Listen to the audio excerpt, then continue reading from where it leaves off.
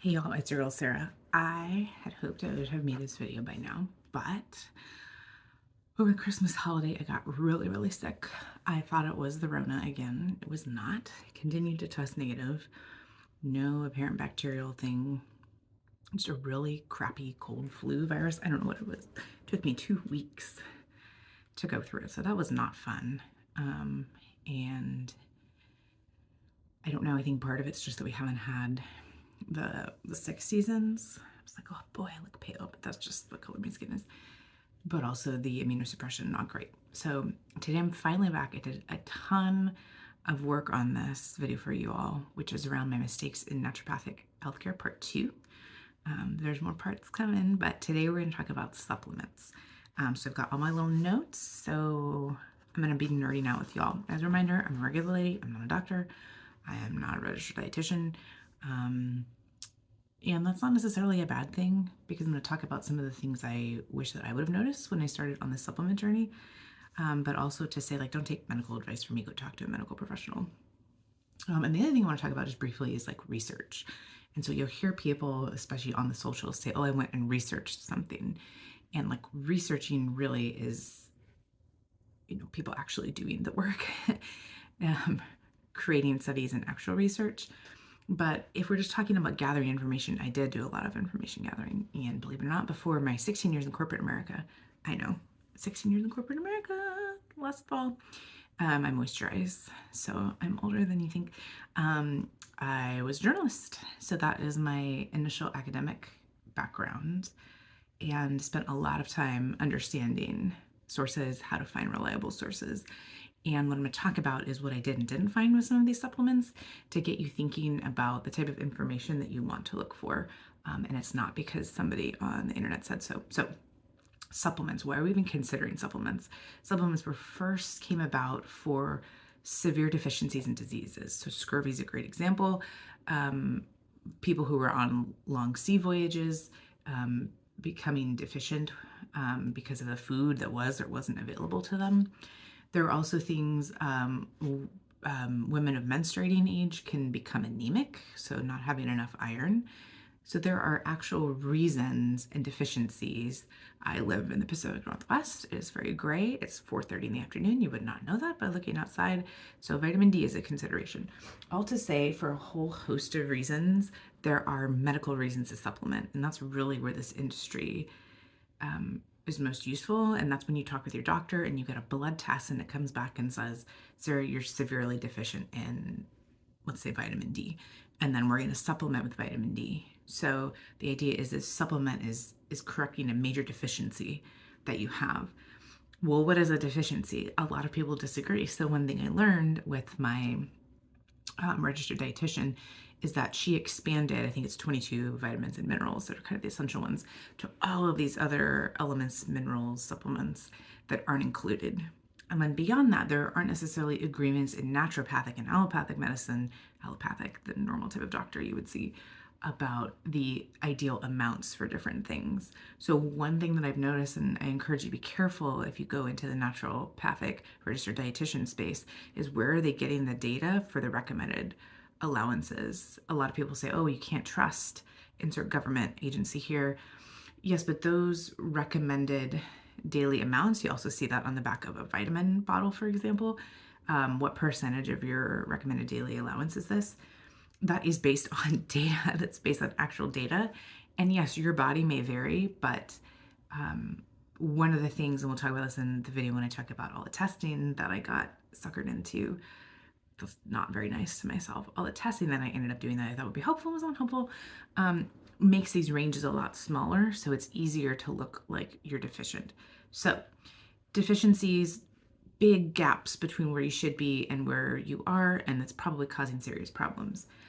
For a lot of people, if you're like me before this, I took a multivitamin every day as a way to smooth over gaps because I wanted to get my food and minerals from, my vitamins and minerals from food, but that didn't work. And especially didn't work when I had to go on these very limited diets over the past few years to try to figure out what was going on in my body and what my body was reacting to. So there's also this interesting thing that happens with supplements, and this is very true of naturopathic, where synthetic is bad and natural is good. And that's ridiculous because it's just not that straightforward. Obviously, there are tons of plants and animals that can kill us, and there are all sorts of synthetic chemicals or creations that are completely benign. But there's this halo around different supplements, especially herbal supplements, stuff like that. It's like, well, it's all natural. Yes, that's a meaningless word. Just like if you look at food packaging, it says something natural. It's meaningless. It doesn't mean anything. So starting to understand a little bit better the terms and what they mean. So I dug into some of my supplements. I have a few here, and some guidelines that I have now. So one that I think is really important, especially if you're taking medication for any condition, is to check to make sure there aren't any reactions, or to check that there isn't an impact on you and your particular medical condition. So I'll give you one for autoimmune hepatitis. There are a lot of different multivitamins. There's a lot of different opinions on multivitamins. You'll see a lot of these are labeled GRAS, generally regarded as safe. That's a whole different rabbit hole that you can go down to around what generally regarded as safe actually means. But a multivitamin for most people is a pretty benign thing. There's a huge variety of multivitamins that are available, everything from the Flintstones, vitamins of my childhood, to all the gummy vitamins that they have now, and then to a lot of these high-end, like customizable vitamins that exist. So my RDN basically said, like, this is the best possible multivitamin for you, and had all of these things. It didn't really make any sense to me. It was like, what is best? Well, she said it's more bioavailable, which doesn't mean anything. If you're wondering when you're hearing these terms if it means anything, really go into a reputable site and see what does that mean. That's gobbledygook. Bioavailable doesn't mean anything. There are different types of proteins or vitamins or minerals that you can only absorb so much at one time, and then your body excretes the rest. But that's not really the point. So she had this great multivitamin. Of course, it was more expensive than the one that I was taking, which was like a women's one a day. And so I started taking that, and I took it for a while. It was fine. Didn't have any negative reaction. But what I didn't know, and then I now know, did I bring my new multivitamin? No, I didn't. Which is that for autoimmune hepatitis, one of the things you really have to be careful for is the types of vitamin A that you take. So you cannot take retinol. You should not take retinol if you have problems with your liver. This is from my hepatologist. Talk to your hepatologist. I had no idea. And I looked at this multivitamin that I've been taking all this time, and it was all retinol, which if you have a healthy liver should be fine. If you're not overtaxing your liver, that should be fine. So I had to find a new vitamin based on my provider's guidance that said this only has vitamin A beta carotene, which is what makes carrots orange. So that's the multivitamin I take now. So just because it's the best or it's the most bioavailable, which is really should be in scare quotes, that doesn't necessarily mean anything for you and your health. So really making sure that you work with your doctor to make sure that things that you take for a medical condition aren't interacting with your supplements and vitamins. That's just like a 101. So I spent a lot of time figuring out, like, where can I find information about some of these vitamins and supplements? So something like a multivitamin, generally regarded as safe, got that cleared with my doctor. Then went in and looked at, so some of the websites I'd recommend that were really helpful to me in understanding the National Institutes of Health at the NIH, the Mayo Clinic, the Cleveland Clinic, WebMD, even something like Wikipedia, as basic as that sounds, can tell you like what actually is this thing that you're putting in your body. If the top result is from a company that's selling the supplement, that's a huge red flag. If you're not able to find any actual research studies about that. So I think that's another problem is people go on PubMed and say, oh, I found a study on PubMed. And that's great. Like that's showing you that there's more there. That doesn't mean you're digging into the methodology of the study. For some of these I found on PubMed, these were exploratory studies of 5 people. There's no clinical significance to how a supplement impacts 5 people. Like it could be, assuming you've gone through that check with your doctor and they've said there's no known interaction with this vitamin or supplement, that's great. That doesn't mean it's worth your money if 5 people found some sort of benefit on it. Like you can find 5 people who've found anything to be beneficial for them, so that's not particularly useful. So a great example of this is ox bile. So for some period of time, my RDN thought that I had a problem with my gallbladder. Ironically, she was in the right system. It just was the liver, not the gallbladder. And ox bile is bovine bile. So sometimes we don't make enough bile, or the bile salt concentration is not correct. Or so for people who have their gallbladders removed, they will take a supplement. Again, something's missing in their body, and they can supplement that to break down the fats that the gallbladder would normally do. So the bile from the liver, gallbladder, small intestine, and it's breaking down the fats. So this is a cow-derived supplement. So when I looked it up online, there are very few studies about ox bile, and most of that first page on the search, the first page search results, I get really excited on the researchy videos, you can tell, was all from the company. Huge red flag. That doesn't mean that you shouldn't use it. That means you should, maybe it's a yellow flag, just to say like what's actually going on here. And there's trade-offs with everything. So I'll give you an example of one that I have here, which is my digestive bitters. And digestive bitters have a huge natural halo around them because digestive bitters, they're kind of come from this movement of like creating these herbal tinctures. So basically it's substances of herbs in some sort of alcohol. That's what tincture is. And the idea is that bitter herbs stimulate saliva and the digestive tract. And because of that, it makes your food easily digestible because everything is like working as it's supposed to. We have more gastric juices. So ironically, I was taking this, and by the way, this tastes terrible. Digestive bitters, this is the maple flavor, and it was terrible. I can't even imagine what the non-maple flavor would taste like. So you take this little dropper. Oh, it's really stuck. I can't tell you how much money I spent on this. That's the embarrassing part. Okay, it's stuck, but you take a little dropper full and put it on your tongue. You're supposed to hold it in your mouth as long as you can, but here's the problem. This could work for you. This could possibly make you feel better. And the thing is, we don't actually know. It could be a placebo. Placebo meaning you're basically taking something that doesn't do anything specifically to the body, but you feel better, or there's a response in your body as if this thing had an actual impact. So if it's a placebo impact, great. Digestive bitters, it sounds great, right? More stomach acid, getting everything flowing. This did not work for me at all because it actually made a lot of my symptoms worse. This is back in the time when I was still managing the microscopic colitis and IBS. And a lot of nausea, a lot of bloating, for some people can cause diarrhea. And it can have negative side effects. So these things, our body's a system. It doesn't exist in a vacuum. So in some ways we're like, yes, we'll take this particular supplement and it's going to make this better. It might work for you though. So I think that was one that didn't work for me. It exacerbated my symptoms. Another huge one is probiotics. So these are some of mine. These are not the ones I take anymore. But these are ones that my registered dietitian recommended. My body just couldn't tolerate them, even though they're better. And these are better because they're spore-based. So I thought, okay, probiotics is kind of interesting in that there is a lot more research on probiotics. So I got into the National Institutes of Health, and they said for certain conditions, so for example, if you have C. difficile and you have which is a bacteria. So if you have side effects, normally it's diarrhea that comes out of that. That can be helpful. It can be helpful to with people who have ulcerative colitis. Probiotics can help induce or hold somebody in remission. And so I started looking at these and saying, okay, well, what are these claims? What sits underneath these claims? So one of the ones on showing promise for treating people with C. difficile, there's actually a decent amount of research on that. There were 31 studies included in a meta-analysis that I found, which is basically pulling together a whole bunch of studies. So 31 studies, 8,600 people.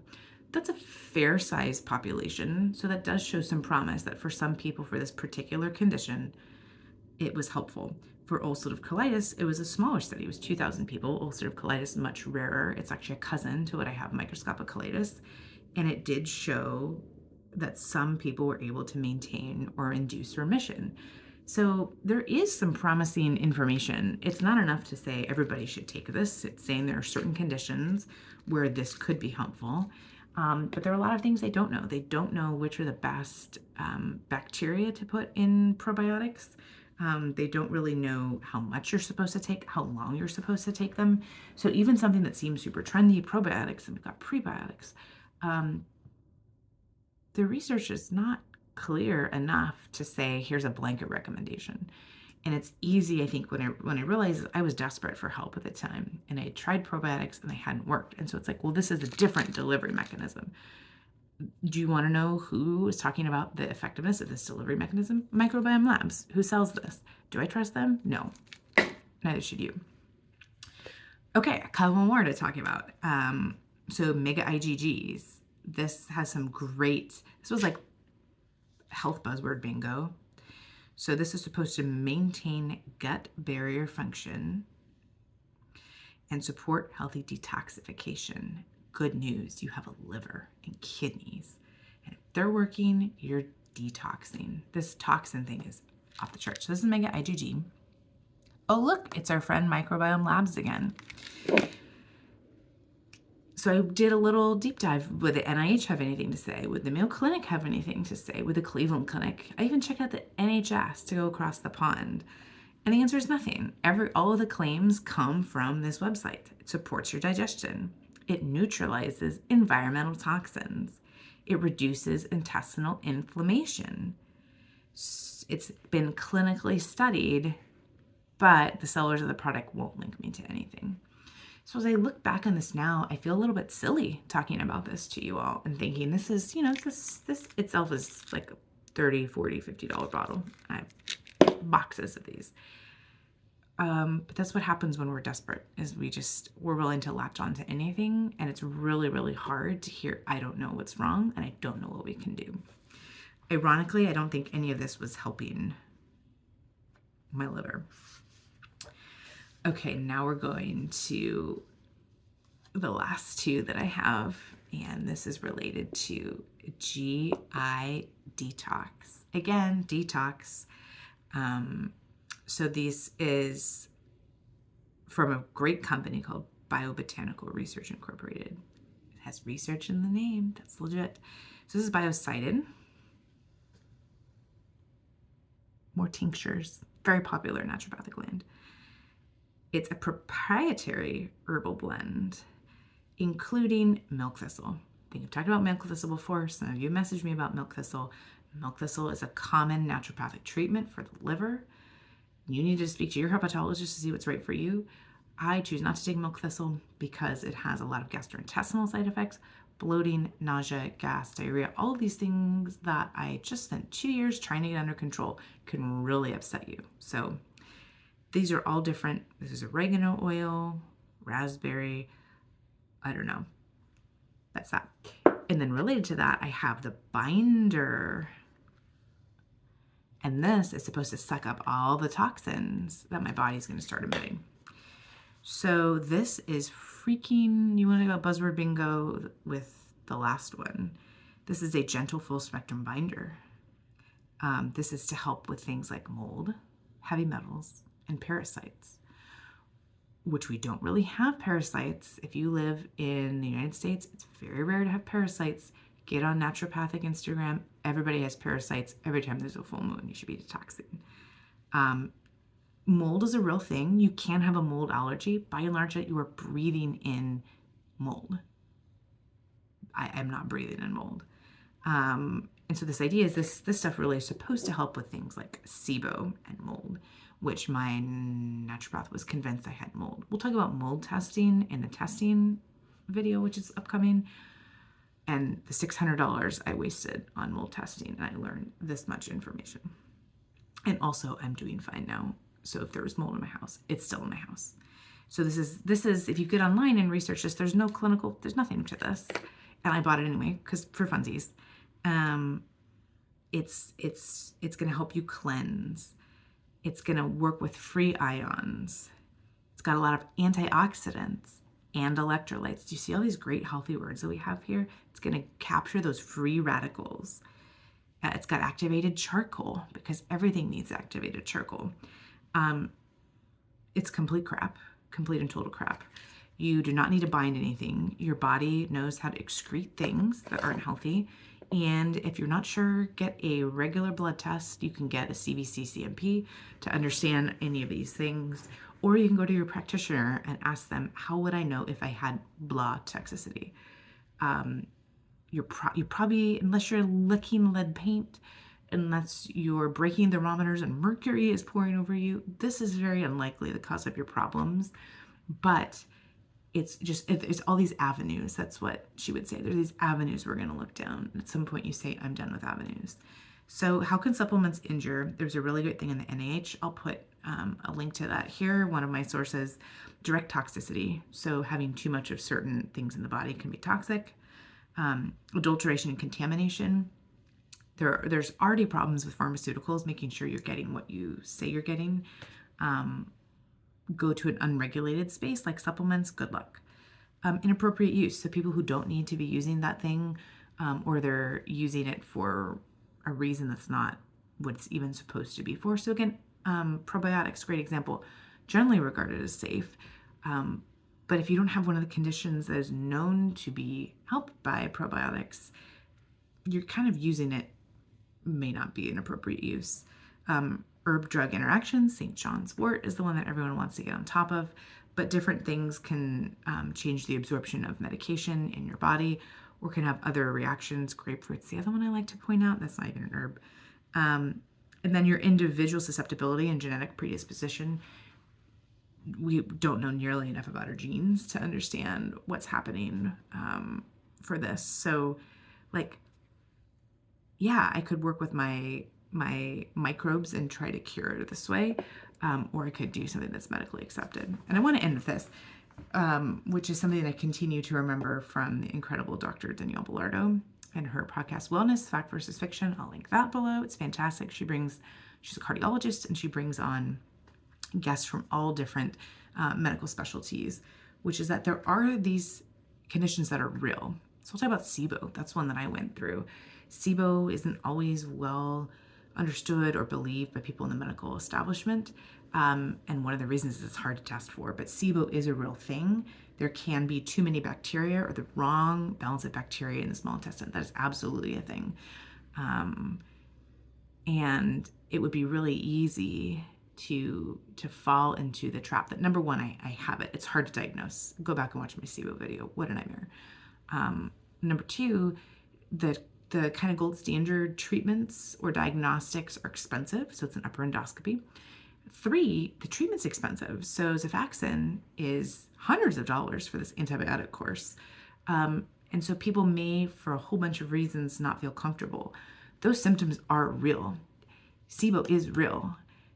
It's hard to know that you have it, but the symptoms are real. So I understand why you look at something like your biocidin and you think, oh, this is going to help me with SIBO. All I'm saying is that the things that you're dealing with are real, and it's probably best to stick in evidence-based medicine. I can tell you of all the supplements that I took, nothing cured anything. I did have bright pea. That might mean something. And unfortunately, at some point, before we knew about my liver issues, I'm just adding more things for my body to filter out of the blood.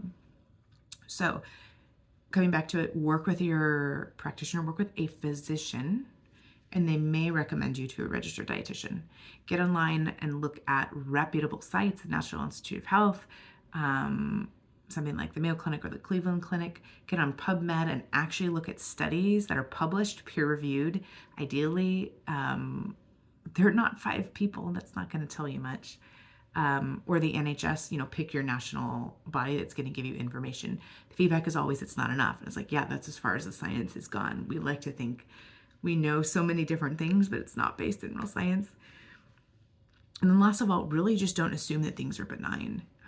Just because it's natural doesn't mean that it's healthy for you. So really going and understanding interactions that you might have with medications and supplements and being really careful. I knew this video was going to be long, so you're welcome, or maybe you're not welcome. What's coming up next on the channel? So I have 2 more in the series that I'm going to do for y'all. One is going to be about gluten. So I was on a gluten-free diet for a bit more than a year because my RDN thought I was a celiac. I am not. And I've now reintroduced gluten and I'm not gluten sensitive. So I'm going to talk about that process and what I learned from that and why I think that's a racket. The gluten-free thing is a racket. Unless you have celiac disease, in which case, good for you. Eat your gluten-free crackers, very important. So I'm going to do one on gluten. And then the other one I'm going to do after that is going to be around testing. So there are lots of tests now that you can get on the market. Things like I've done microbiome, I've done parasites, I've done mold. I've done a lot of these, and where you basically ship this test off and it's supposed to tell you stuff that's not clinically validated, and that's a lot of money. So I'm going to talk about how to be careful with those and not get into that. And then for the liver, the good news is I'm seeing my hepatologist in a couple weeks. So I'll be able to give you an update in February about my liver and how it's going. Everything still is on track, which makes me very happy, but I'm really excited to go see Dr. K and talk about all things liver. So thank you for listening and watching the channel. Leave me a comment. And yeah, be healthy, be safe. Bye.